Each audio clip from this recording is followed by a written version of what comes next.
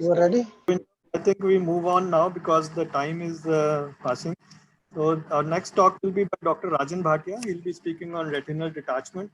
Dr. Rajan Bhatia is a vitreoretinal surgeon. He's working in Dr. Om Prakash Eye Institute, Amritsar. And he has done his vitreoretinal fellowship at SB Sohan Singh Eye Hospital, Amritsar. And he has a lot of experience, I think, working for past more than 15-20 years in vitreoretina. And I now invite Dr. Rajan to start his sharing his screen. And hello, good evening, everybody. Am I audible? You are audible.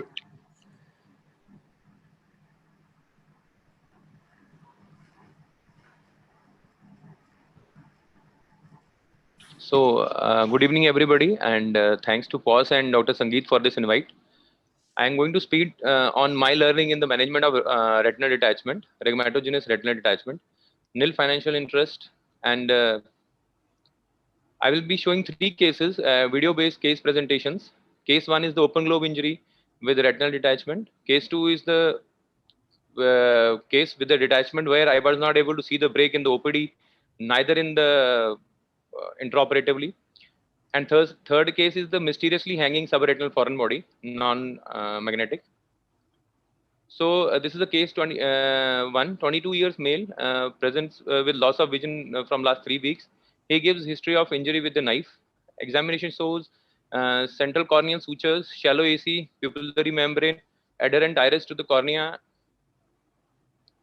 There was no view of the fundus. B scan showed retinal detachment, and primary repair with intravitreal antibiotics were given somewhere else.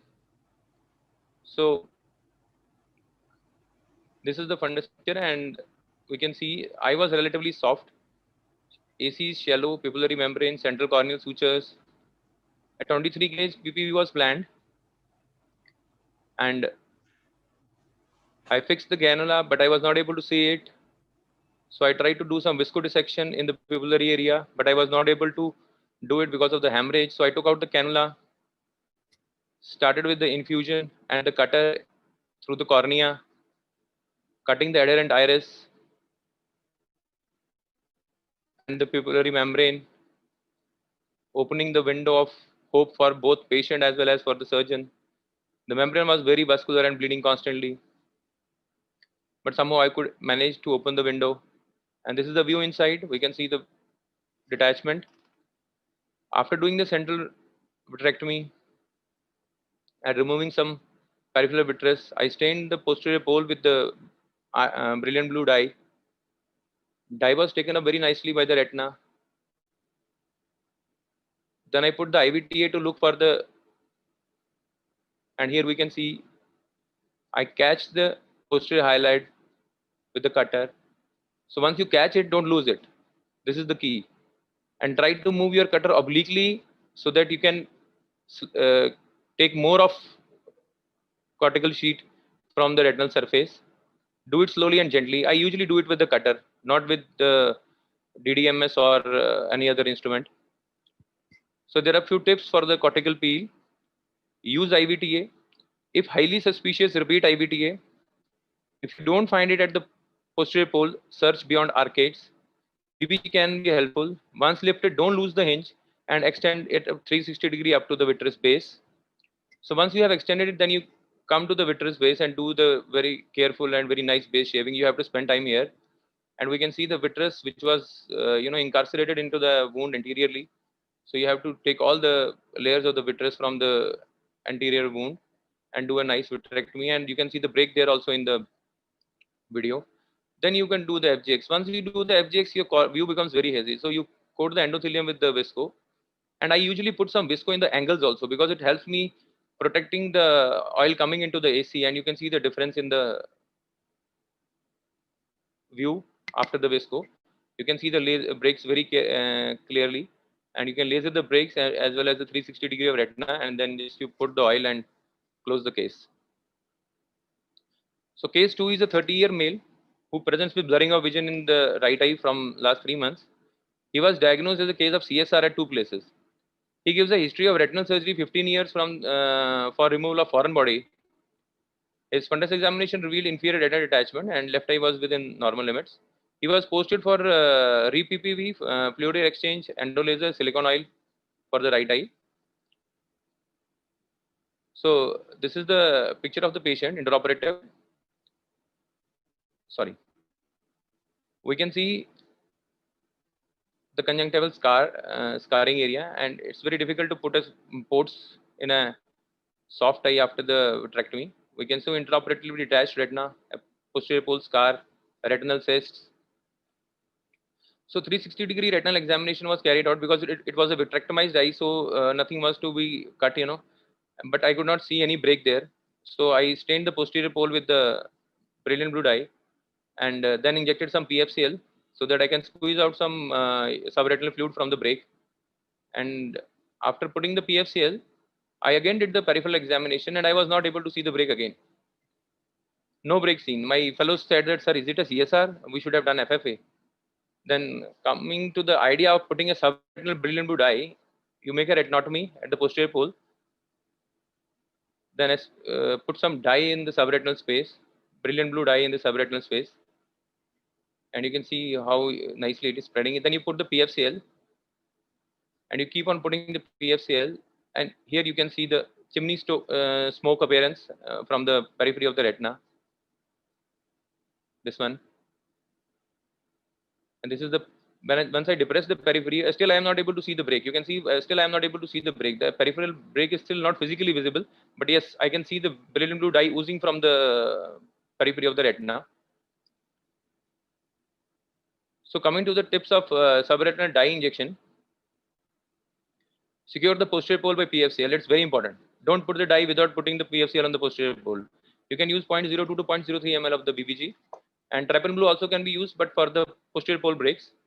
If SRF is thick, you can just aspirate some SRF, inject some more PFCL to push the dye to the anterior retina, and you can decrease the bottle height, and you can squeeze the retina to take out the SRF. Then once I was sure that break is lying here, I just tried to remove some very thin minimal vitreous that was left behind there. So I did a very nice careful vitrectomy, and here just, sorry.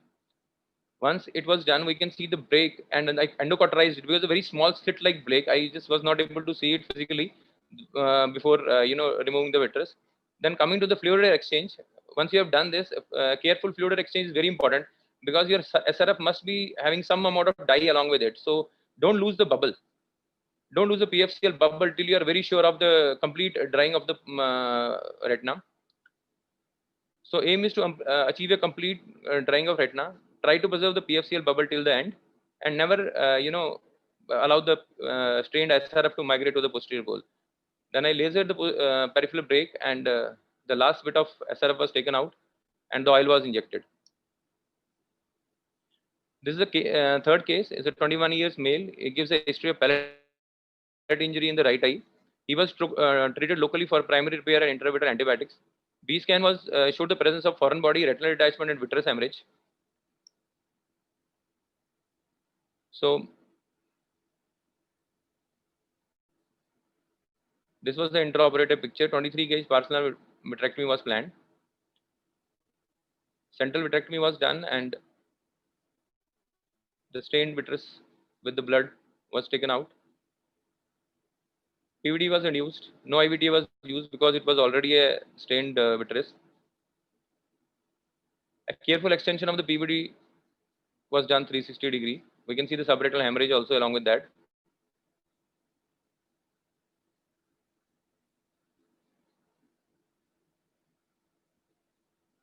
There is an incarceration of the vitreous in the site of impact.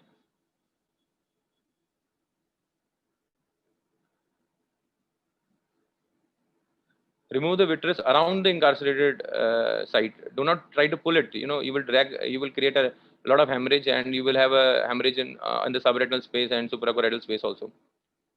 So once it was done, I could see the shadow of the foreign body, which was not very clearly visible. So I thought, and then it was subretinal. And once I depressed it, it was rotating. It started rotating under the subretinal space.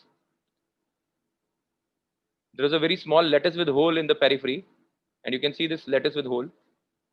And after doing the base dissection, 360 degree, thorough base dissection was done. Subretinal hemorrhage was drained.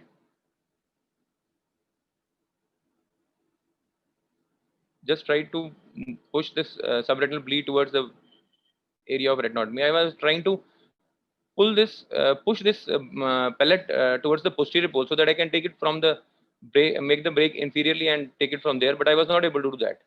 It was hanging in the subretinal space.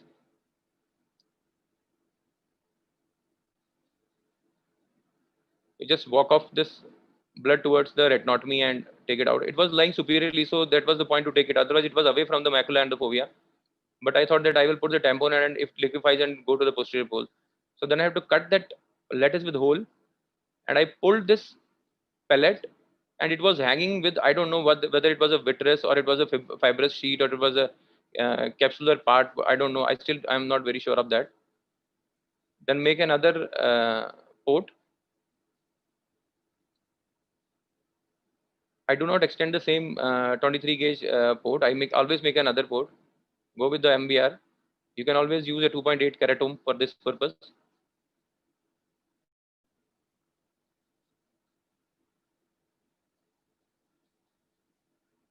Lift the foreign body, and it's just taken out from the wound.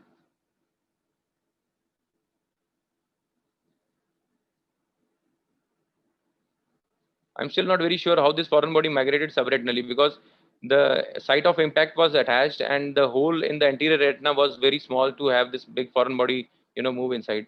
Then fluid air exchange was done, and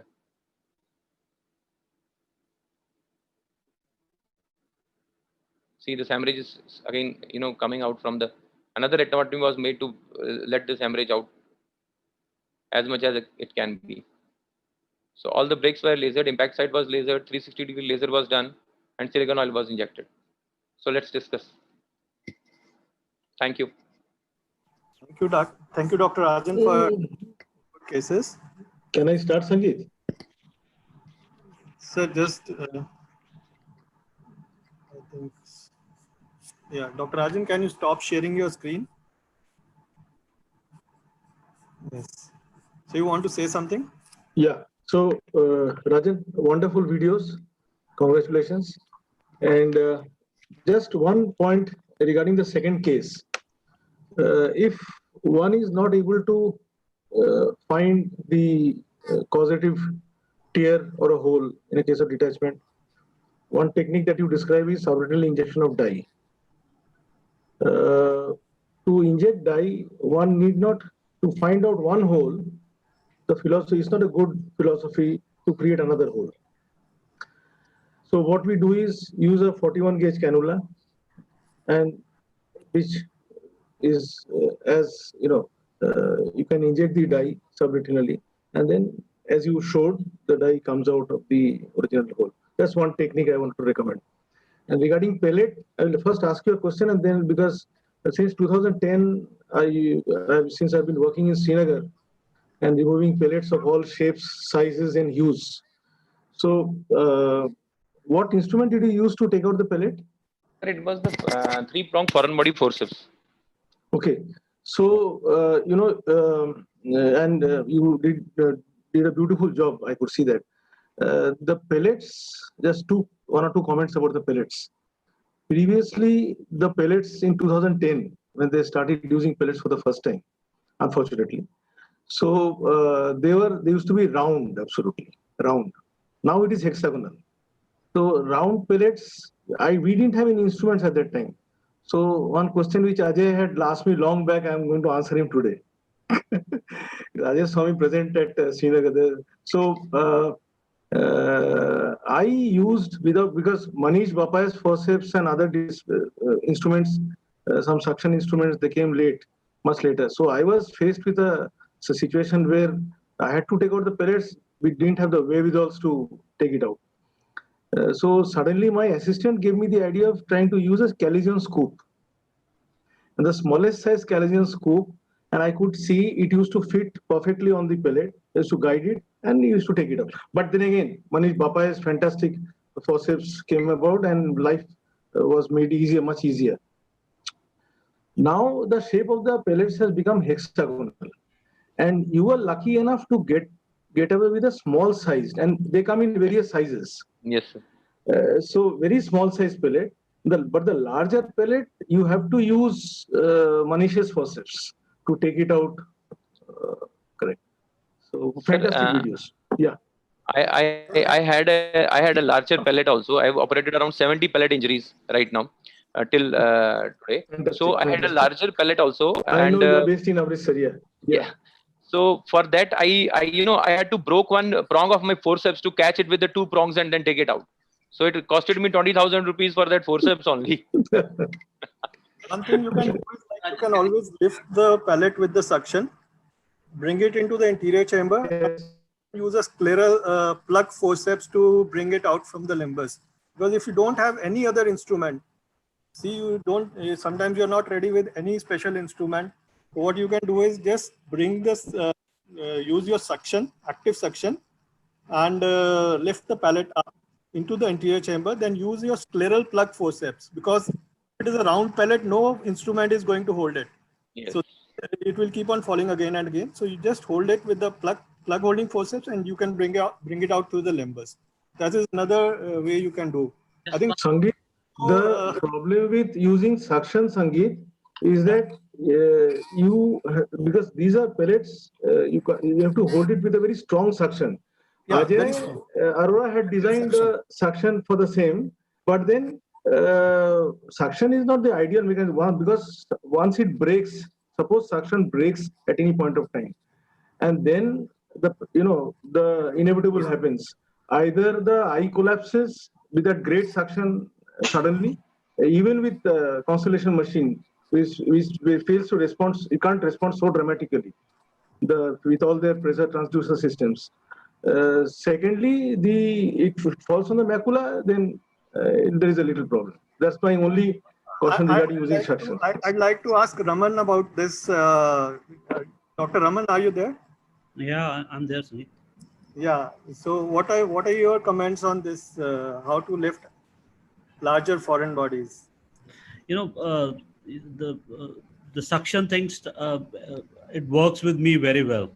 You know, I'm really very impressed with the suction, because I am able to hold now glass foreign bodies. You know, this is the first time we always used to struggle with the glass foreign bodies, and glass foreign bodies, they come up very well with the suction. I mean, you can put a PFCL bubble down there if you are if you happen to feel that it may drop down. But I think suction works very well. The Constellation machine with the walled cannulas, I don't think that it collapses actually. I don't think it collapses. I have also got a very good experience with suction. I think with smaller or larger bodies, even pellets are non-magnetic and they can be picked up without a magnet. Dr. Vipin, you want to say something, because you have done a lot of pellet injuries. Yeah, I think in addition to what all you're saying, I just want to make one point that they tend to be perforating in nature, most of them, because of their high speed, because of the high muzzle velocity. So what happens is, as Dr. Rajan showed, that there can be a place of impact somewhere else and a place of exit somewhere else. So where it exits, they tend to have a detachment later on at that point of time, at that point. Then you have to go in again, make a round retinotomy around those incarcerations and fill up the eye again with the silicone oil, and then you can remove the eye. If you have sacrificed the lens for some reason, if there's a trauma to the lens during this injury, then you can do a lensectomy. As Dr. Sangeet said, you can remove it from the limbus, even with limbs forceps also. I have no experience with the suction, but I always use a foreign body forceps. That works pretty well. We all must have done a large number of cases here, because Amritsar, a lot of patients come from there, and geographically we are nearer, and a lot of pellet injury cases come. We did some publications also from that. Thanks. So regarding lensectomy, I personally feel that these pellet injury people, they will need oil for a longer period, and if you are sacrificing lens for any reason, so they will have all the complications of oil coming into the AC and all those complications. So for that matter, particularly I'm talking about these pellet injuries, because they need sometimes they need repeat surgeries. Everything you have done perfectly, you have induced the PVD, but still you after a month or so, you will find that the retina is detached again, the highlight phase is pulling up the retina. I don't know how it happens, or is it the PVR because of the presence of hemorrhage and the break. So all these things, they complicate the things overall. So it's better to preserve the lens as long as you can in these cases, until unless you need to sacrifice it just for, for the purpose that you're not able to operate. But you are, Sangeet, since Sangeet has shown some great videos, I remember Sangeet, chorioretinectomy at the Yeah. EVRS, and later on also I saw. After seeing those, especially the trauma cases, I've started doing for exit wounds, especially in pellet cases, exit wounds, precisely the situations Dr. Vipin sir was mentioning. Good chorioretinectomy, I think, has a long-lasting effect to prevent recurrence of PVR. And your Yeah. thoughts, Sangeet, on chorioretinectomy? The chorioretinectomy, I think it works very well. But I don't think many people are doing it right now. When it's a deep impact trauma, especially with the exit wound, not only the retinectomy around the wound, you remove the choroid also, and it prevents this PVR very nicely. I have not seen PVR happening after I have done chorioretinectomy for. Me too. problem Yeah, with and one question is from audience here: is it safe if some brilliant blue green is left subretinally? Rajan, what is your view on Sir, that? it is not safe. So even if you have to make an additional retinotomy to tap out the complete SRF, you should not mind making additional retinotomy rather than leaving the dye in the subretinal space or leaving the fluid in the subretinal space, because some amount of dye will always be there if you are leaving a subretinal fluid there.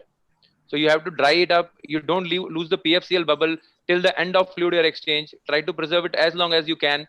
And once, even if you have, if you have done it very fast, if you have done a fluid air exchange very fast, then there is a possibility that you will lose this PFCL bubble fast, and the dye will, your fluid will go beyond the level of your retinotomy, and it will ultimately migrate into the submacular space. So it is, you should do a slow, and you should have patience to take out the subretinal fluid if you have put the dye into the subretinal space. This And was one comment, question. sir, I will like to add into this is, if there is a break in the posterior pole, the brilliant blue dye is not going to work, because the brilliant blue dye is a very light dye and it migrates superiorly very fast. So if you have a posterior pole break, this accidentally happened with me once, so I could make it, because I was operating on a myopic detachment with the hole in the posterior staphyloma. So in that case, I injected brilliant triple blue just to look at the macular ERM and the ILM. In that case, the dye migrated through that hole into the staphylomatous area, and I could see that break. Otherwise, the break was not visible. So our dye stayed there for a while, and then it helped me differentiate. If you have a posterior pole break, then you should put a triple blue dye, and rather than putting a brilliant blue dye. One more thing is, like, if this question was raised by Dr. Nikita Gupta, and one more thing is, like, if you don't want to use this subretinal dye, what you can do is, like, after attaching the retina, making a retinotomy, do a 360-degree prophylactic laser, and then you can use your tamponade. This is another option which you can opt for if you're not well rehearsed with using this dye subretinally.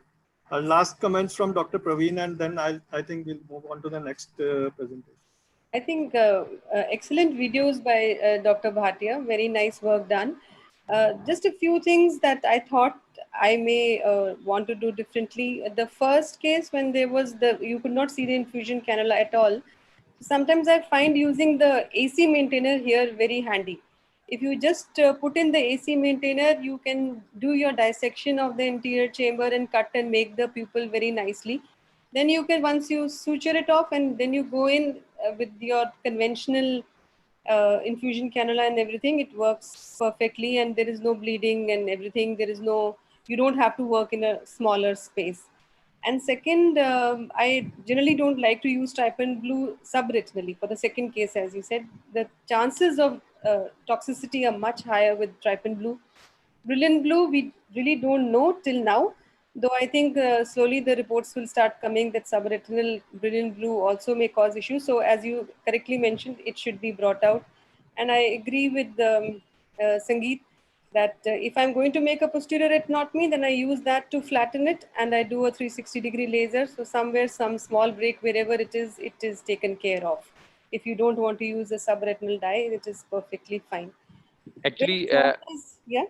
Ma'am, Yes. the question was that patient was diagnosed as a case of CSR, Yeah, at two so places. you So my wanted to fellow make also sure- was, constantly at my back, sir, is it a CSR? We should have done FFA.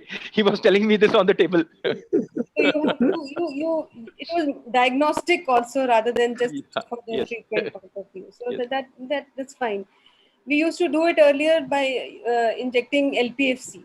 So if the LPFC, without making a retinectomy, if you go on injecting LPFC and your subretinal fluid starts ballooning anteriorly and retina Yes. doesn't flatten, that means you are dealing with the exudative RD. There is no retinal break. So you could do that also. If you do go on injecting LPFC, you inject 2 ml, 3 ml, and the retina still doesn't flatten, and there is a peripheral ballooning of retina. That means there is no exit for the subretinal For the fluid. separate. So that also is diagnostic of a exudative RD that you have. So that is also another way of doing it. The third case, the pellet injury, yes, we need a very good forceps, and I agree the suction works very well. But only thing, I will be little more aggressive in patients with trauma, and if I need to do a lensectomy, probably I'll do it, because the peripheral vitreous which remains if you do not do a lensectomy and a good cleanup, that is the thing which is most common cause of reproliferation which is seen in these cases.